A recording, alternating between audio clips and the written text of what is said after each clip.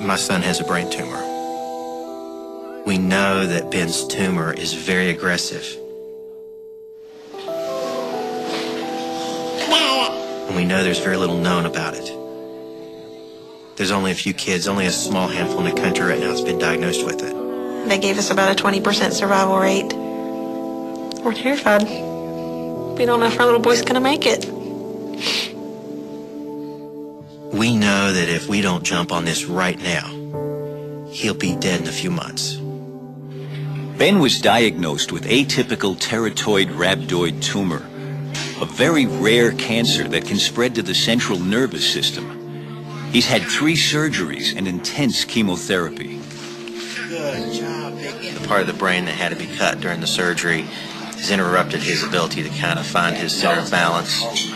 Today, his legs just trembled, and he didn't seem to be responding so well. Good, very Good job, buddy. I don't know how a little boy can handle as much as he's gone through. 3 brain surgeries so far and countless procedures. The minute we walk in the doors of this place, he's happy and excited to see everybody. Hey. Hey, he's just smiling. He hurts so bad at times he knocks on his head. And yet, in the middle of all that pain and grimacing, he'll smile. I worked on a team that helped recover people from the World Trade Center. You know, as a fireman, you're often in situations where things are deteriorating fast and people's lives are in the balance. Sometimes your life depends on something or someone other than yourself. My family's at that point. We're depending on St. Jude and the people who support it. What they do is they actually inject chemotherapy through a little reservoir they've installed right into his spine and allow it to help coat his brain in the area where his tumor is.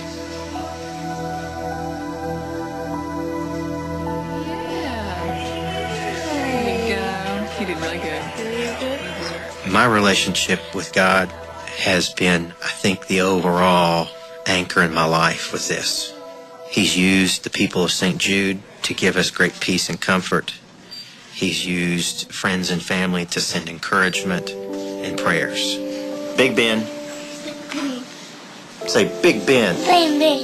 Yeah. You are Big Ben. Ben's climbing, he's navigating over things, he's laughing, he's playing with his brother. You know, he and Eli haven't played with one another for 6 or 7 months now. He's just been too sick. 1, 2, 3. Today is an important milestone for Ben, his family, and all his friends at St. Jude. He's reached the end of his chemotherapy treatment. Following a St. Jude tradition, Ben gets his coming off chemo party. Pack your bags, get out the door, you don't get chemo anymore.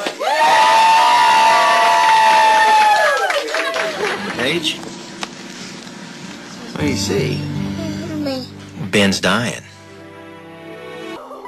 So for now, I'm going to put on my smile too. And I'm going to keep right on going with that boy until he takes his last breath. Knowing that the cancer that Ben had is in a research lab inside of this building being studied. Ben's fight and Ben's life was a part of that process. How do you say thank you to people who give you time?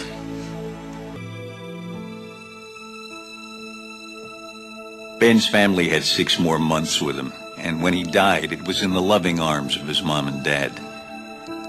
Ben brought joy to everyone he met, and his beautiful smile won't be forgotten. Mama, if my hair comes back, can I dye it blue? Light blue or dark blue? Light blue. Light blue. Hayden has been diagnosed with ATRT, atypical teratoid rhabdoid tumor. It is located in the back of the brain. It's very serious. There is no cure. They snuck in another appointment on us. He's doing good. He's tough. I cry a lot here. But it's not a depressing place at all. Because around here, kids are number one. Because you did so good, and I'm so proud of you. Okay, I'm going to see how you do it first. The one thing I love about Hayden is he is always just a kid that loves to laugh and interact with other people. He is an inspiration, I think, to a lot of children here and has made a lot of friends that look up to him.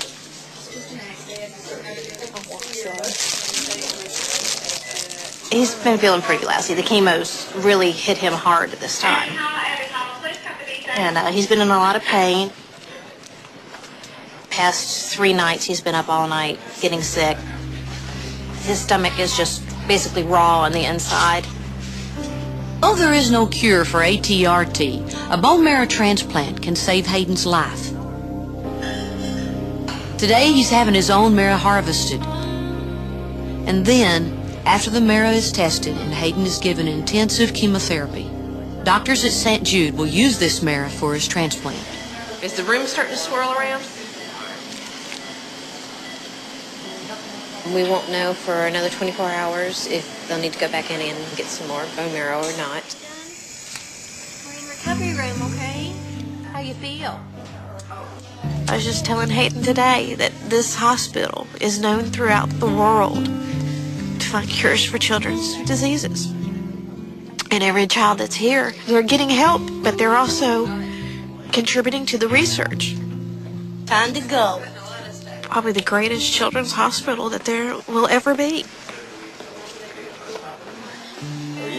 It's been 6 months since Hayden's harvest and bone marrow transplant. Today he's back at St. Jude for therapy, a hearing test, and to check his cognitive skills. But more importantly, he's here for an MRI of his spine and his brain to see if there are any signs of tumor.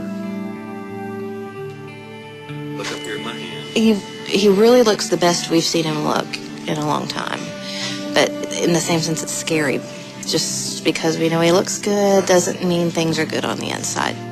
We've learned after living here for this year that you don't worry about tomorrow, you just think about today. Hayden and his parents finally get the news they've been so anxiously waiting for. There's no evidence of tumor. It looks good. Today, Hayden is going home to his family and friends. But in 3 months, he'll be back at St. Jude for more tests and another MRI to see if the cancer has returned. We've got to find some way to beat this cancer. They're fighting really hard.